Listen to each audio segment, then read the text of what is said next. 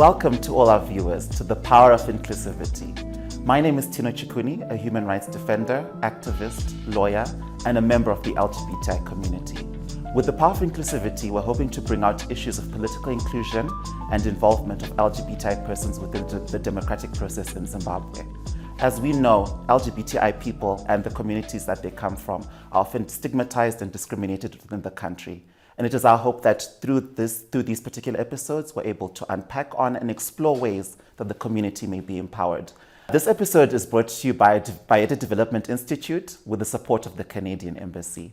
And for today's episode, I'm joined by Sally Ncube, the Executive Director of the Women's Democracy Network. Thank you so much for being here, Sally. Thank you for having me here. Greetings to our viewership. Thank you so much. Could you please tell me a little bit more about yourself? So, I'm Sally Ncube, and I'm a feminist and development practitioner. My passion is in political leadership development.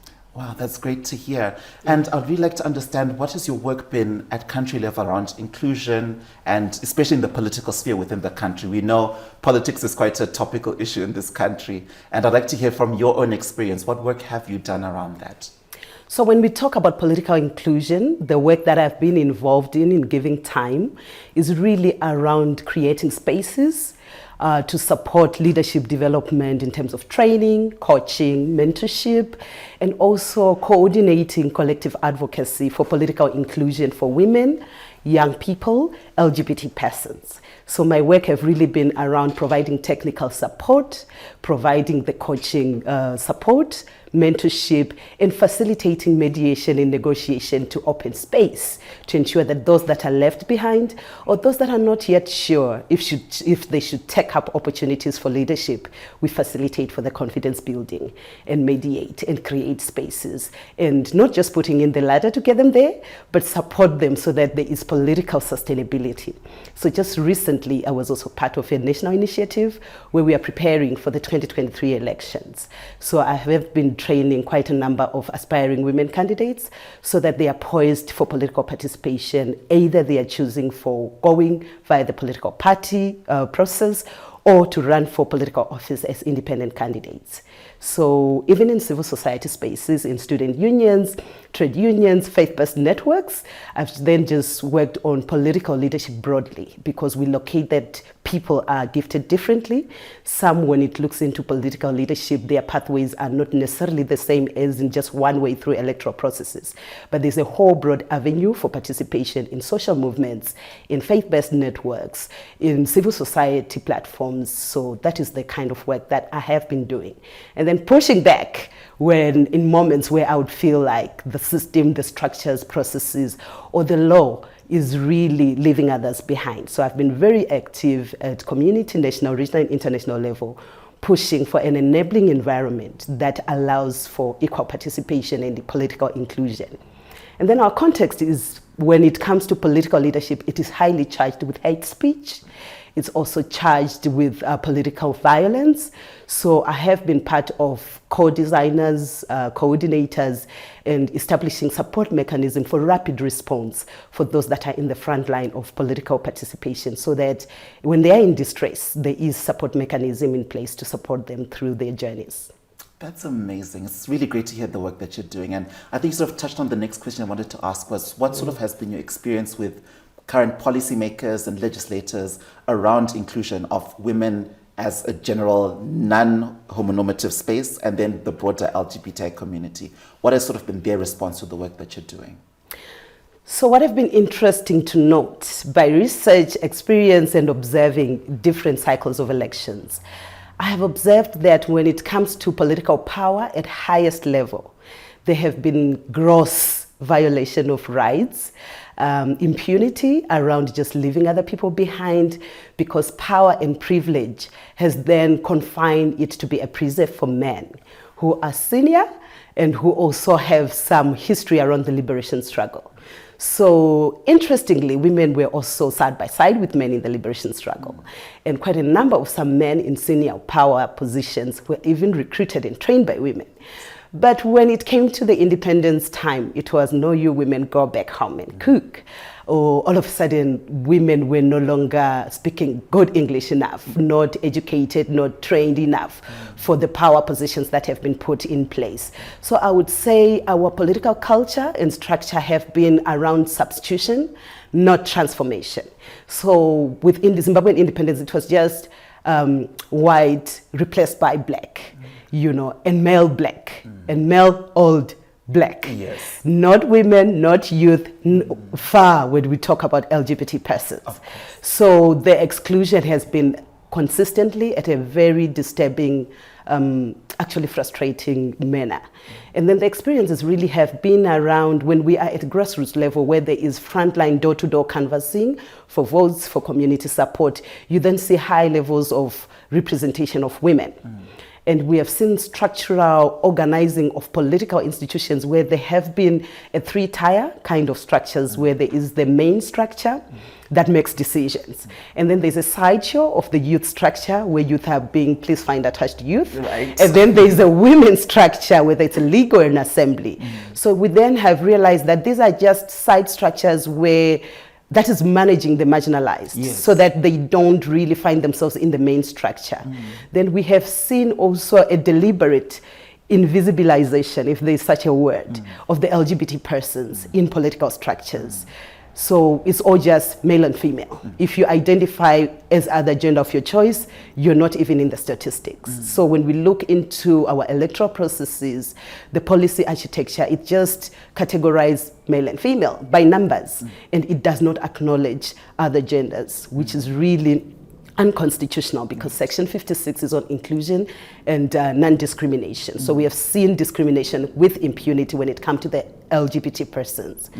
And then coming into the hate speech now, we have seen political powers, mainly the party in government now, the ZANU-PF party, really use some of their leaders and actors using LGBTI persons' hate speech language to use it in negative or opponent campaigning. So to dismiss the opposition party, you would hear that the opposition are coming in with a derogatory word that they would use that I can never repeat.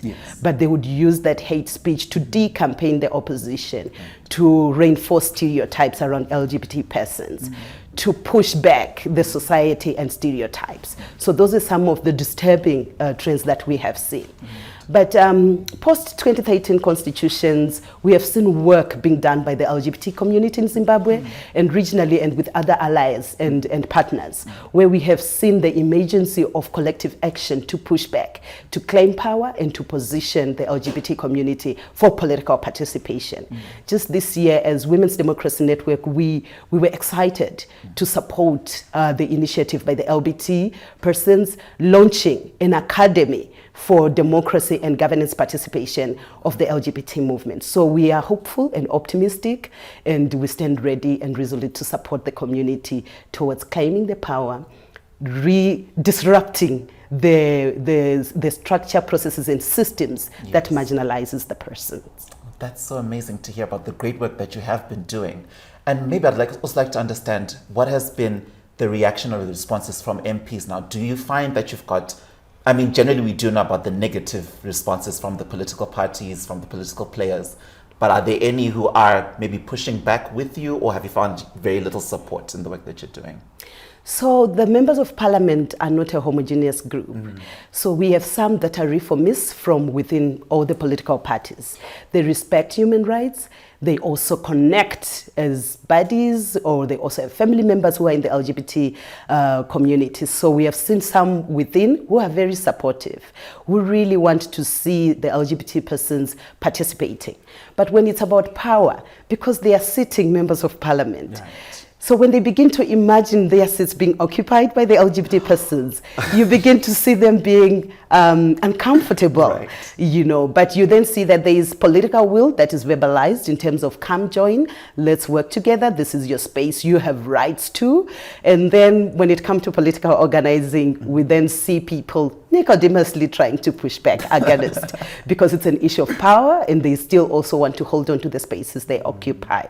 So we've also seen some members of parliament who are in denial, because amongst them, they are also still living in the closet. Right. So the environment that we have has not been very conducive, such that amongst the political actors and leaders who are also in the LGBT community to come out and give confidence to those who want to also participate. Right. So we have seen quite a number of some also living in the closet, not feeling confident or comfortable to come out.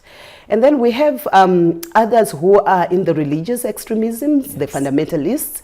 So some, by their faith, they still demonize. Right. They still push back on cultural issues, which they are in denial. And we see quite a number of some misinformation on the reality that the LGBT community is not an African issue. Yes. It's not Zimbabwean. Right. So there are some narratives that are being pushed by some traditionalists which are harmful because they're actually not true, they are not fact, but we then see that people create their own narrative and push it to the general populace. So I would say we have a mix of different reactions and realities. And then again, it depends on who the parliamentarians are talking to. Yes. If they are talking to a community or a constituency that they believe is anti the LGBT community, you then see them also going anti to lure the political support, because it's a political game. And then when it is those that are progressive, like when they are looking into the international community, soliciting for the government re-engagement agenda, they'll say, no, we respect the LGBT community. They are available. No one has been stopped. They can show up. Yet we know that the environment is not enabling. Thanks, Sally. We're just going for a short break. Sure. Thank you.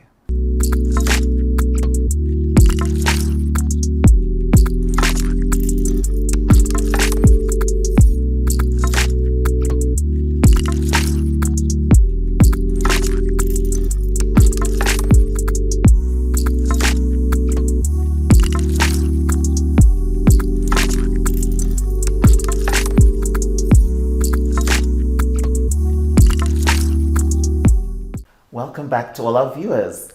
So Sally, now going into the next round of thinking, you've brought so many topics and so many interesting points. I'd like to sort of find out, from your own experience with the women's movement, what recommendations or advice could you give the LGBT community in terms of what mechanisms do we need to see in place for inclusion and involvement of LGBTI people in political spaces and processes? So I would say there are quite a number of different strategic pillars for collective action. So where it begins is it starts with the community having that political commitment and investing time to say, we are going to organize our energies towards political inclusion. And then the starting point is also getting in to look into the legal framework that exists. And there are allies that are there that can support. And there are very able technical expertise within the community that can do a whole legal analysis on what laws and policies are in place that provides for political inclusion, participation, what are the requirements. So unfortunately, the starting point is the access to identity documents. Right. Because for you to register to vote, to file your paperwork for candidature and all that, the identity document is required. Yes. So I would say there's advocacy around ensuring that the community members have access to identity documents. They register to vote. They organize also partnerships around institutions that have a mandate to ensure that they participate. The Zimbabwe Election Commission, other allies within the civil society organization around the Zimbabwe Election Support Network and the ERC, Election Resource Center, the Women's Democracy Network, and other BDI who have created this platform. Yes. So I would say it's also a mapping of the community in terms of where the community is located, the actors that are there, looking around, because even nationwide, I know in Bulawayo, they've just been a CSO launch on voter registration and participation, civic and political participation. So I would say it's around partnership, it's around information, it's around co-creation of political education content that works for the community, that is designed by the community, for the community. And then going in to mobilize, because you can fight for space, but if there is no a movement of actors ready to file their nomination paper for candidature, then we're joking. Right. So I would say time is up. It's not about being on the outside, but it's about really taking on the processes, the opportunities as they emerge. Then other issues is really around building alliances, locating with the power that the community wants to occupy, and learning to know what does it take for you to be there. Do they need to join political parties? Do they need to run for political office as independent candidates? Is the political leadership or inclusion space only confined to political spaces or elections, or they need to broaden in all other spaces? So I understand that the community have invested in a long-term safety space where they organize, but I would like to recommend that the community begin to consider organizing themselves in the mainstream CSO spaces, in the mainstream social movement spaces, so that they begin to transform our society, so that people don't organize cliques that are exclusionary, but they take power there and claim their space and begin to take leadership in all the other spaces where political leadership is organized. And then political leadership development is not an event, it's a process. It starts with self-awareness. So I would say there are different processes where there is need for talent scouting to look into which value chain of political leadership do we place different expertise within the community. Some want to work around the media. Some are your hard frontliners. They really want to work on political strategy. Some are resource mobilizers, some are designers. So I think when we look into inclusion or strategic positioning of the community, let's not create things that do not connect with the DNA of members of the community. People need to be politically positioned on things that resonate with them, that connect with their passion and their expertise, and where they feel comfortable. Then the issue of safety or safeguarding the LGBT community is a non-negotiable. Our political leadership context is toxic.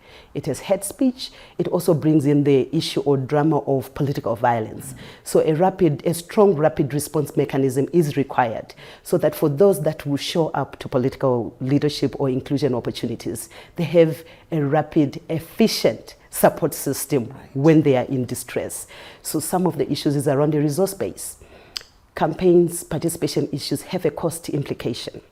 So some of the issues are around engaging the international partners or those that can that have development investment to begin to have a ring-fenced budget that is allocated for the LGBT person's political inclusion and participation, not just lump it with broader participation issues, because it will be difficult for us to track if the resources are actually allocated, if there is meaningful investment for their participation, and if they are supported to drive and sustain their own revolution. So I would say, as rights holders, the LGBT community need to seize the opportunity and drive, not wait for someone to come and drive it. And they need to also draw the rules of engagement and parameters on how do other people come in to support them through the pathway that works for them. Because to give power to other people to detect the pace, it will really be retrogressive. So I would recommend that in engaging in partnerships, the rules of engagements need to be placed on the table. The boundaries need to be placed on the table. There is need for even investing in the LGBT community, sensitizing the mainstream civil society organizations, strategic partners, and political parties, so that they are informed of the rights-based political culture of inclusion of the LGBT persons. Thanks so much for that. And I think you brought up so many issues, especially around visibility, documentation, that are very topical to the LGBTI community. And I'm sure in our next batch of questions, we'll definitely be able to deep dive into those kinds of issues as well, because these are key mechanisms that I think our community is really struggling to put their foot in terms of addressing those issues. And we'll be back with another deep dive into political inclusion for LGBTI persons.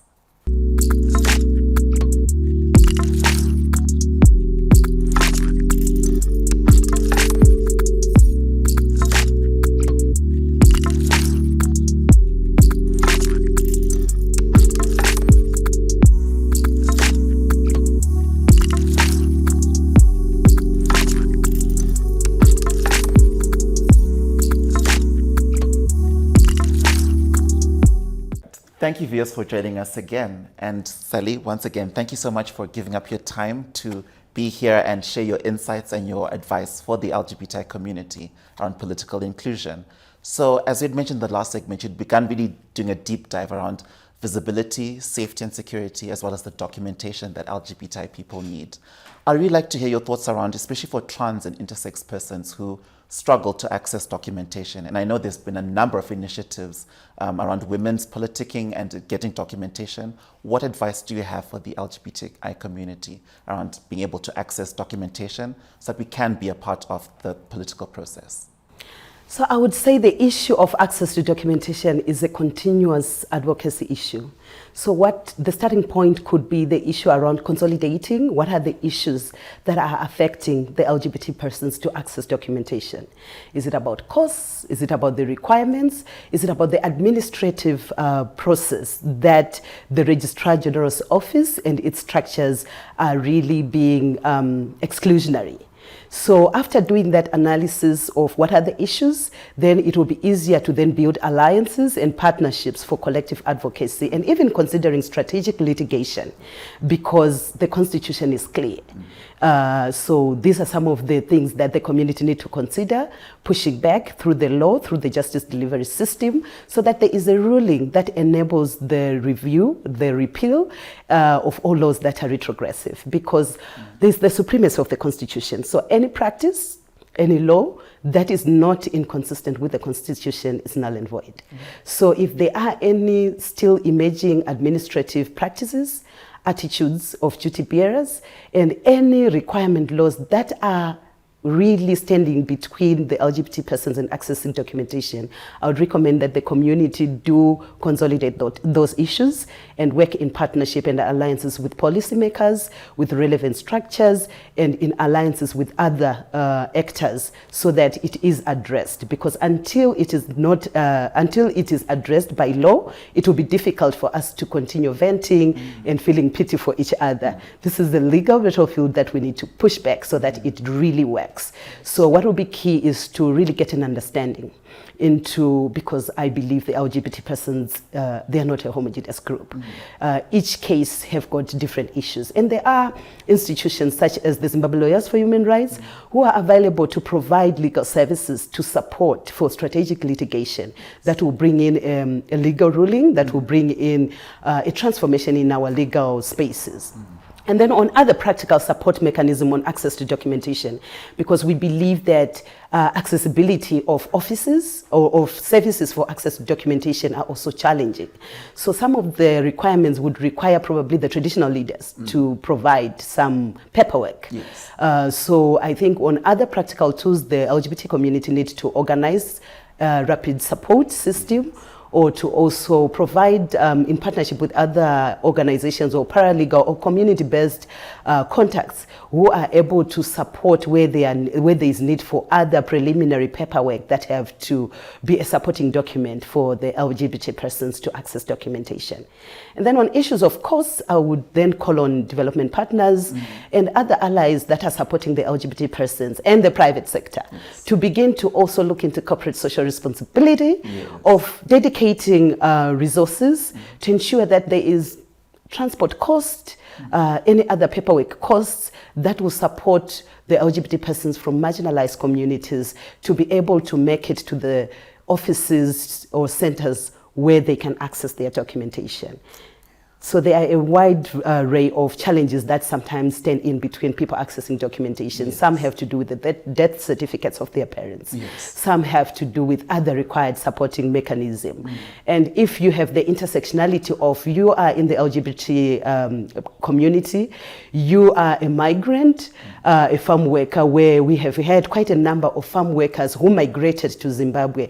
And across generations, they've been working in farms and they did not need to have identity documents. Yes. But for now, when we look into financial inclusion, when we look even into political participation, for you to access a mobile phone, for you to access a bank account, you now need that identity document. So I would say time is now to look into different cases and the challenges that are being faced, and then creating solutions or a consolidated support mechanism to support the LGBT persons to access documentation. Thanks so much, Sally. And you know, we're getting close to the 2023 elections now, and the by-elections as well, hopefully.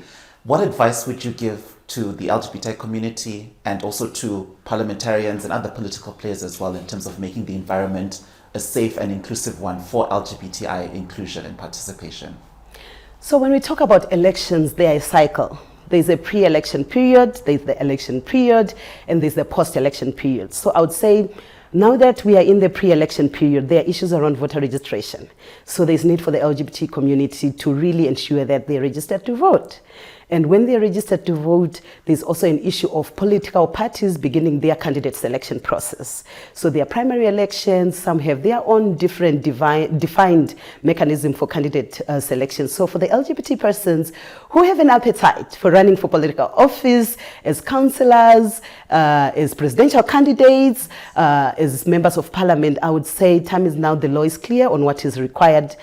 So I would say the starting point will be for those that are interested in running for electoral processes.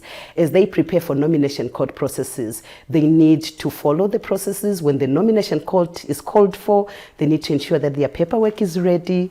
If they really want to go through the political party process, probably it's time for them to join. If they were in political party processes, they need to lobby within their political party and know what is required for them to make it to the ballot paper. Yes. And then they work on the required, do internal campaigns, push back in advocacy so that they've got reserved allocated seats, such that when the party is now selecting candidates, they also stand a fair share of accessing spaces for inclusion and participation. And then for those who want to run as independent candidates, I think it's time for their ground game.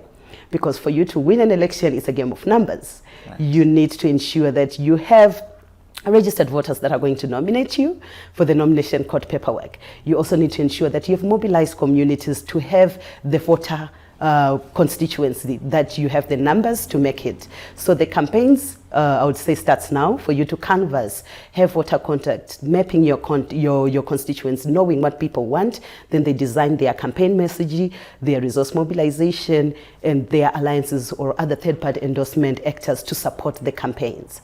During the voting time, I would say it's following through the information through the Zimbabwe Election Commission platforms. Right. To follow through, because it's not just about registering or filing your nomination papers for candidature. It's also around you inspecting the voters' roll, ensuring that you are registered in the area where you want to vote and you have been captured accurately so that you're not turned away on the day of the voting process.